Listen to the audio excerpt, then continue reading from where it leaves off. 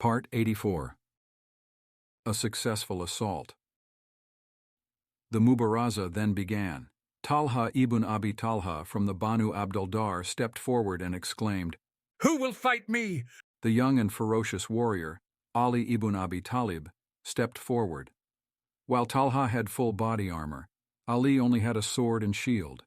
As soon as they approached each other, Talha immediately swung, and Ali, as sharp as he was strong, blocked his strike with his shield in one hand and dealt a counter-strike with the other. Talha's body armor covered him from head to thigh, so Ali's meticulous strike was directed below his thigh, slicing his leg off completely.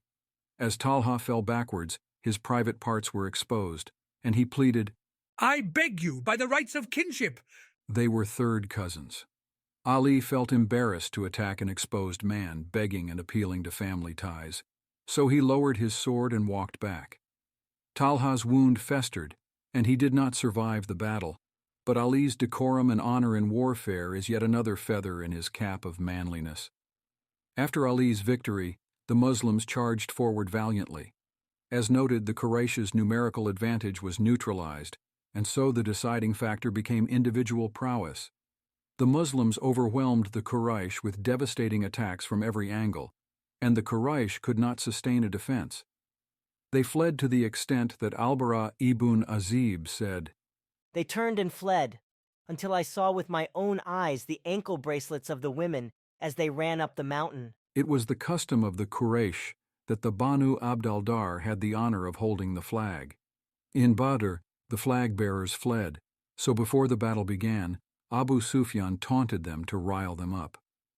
"O Banu Abdaldar, we gave you the flag at Badr, but you turned your backs and fled, and you saw what happened as a result. The flag is the symbol of the army. If it stands, the army stands, and if it falls, the army falls. So either take the flag with the right that it deserves, or if you cannot, give it back." The Banu Abdaldar were incensed by such an insinuation, challenging Abu Sufyan. "You will see what we will do with this flag. As long as one of us remains, the flag will be up." They remained true to their word and did not flee, but Hamza, alongside Ali and Abu Dujana, killed them off, one by one, until none of them remained. The flag fell, and the Quraysh fled.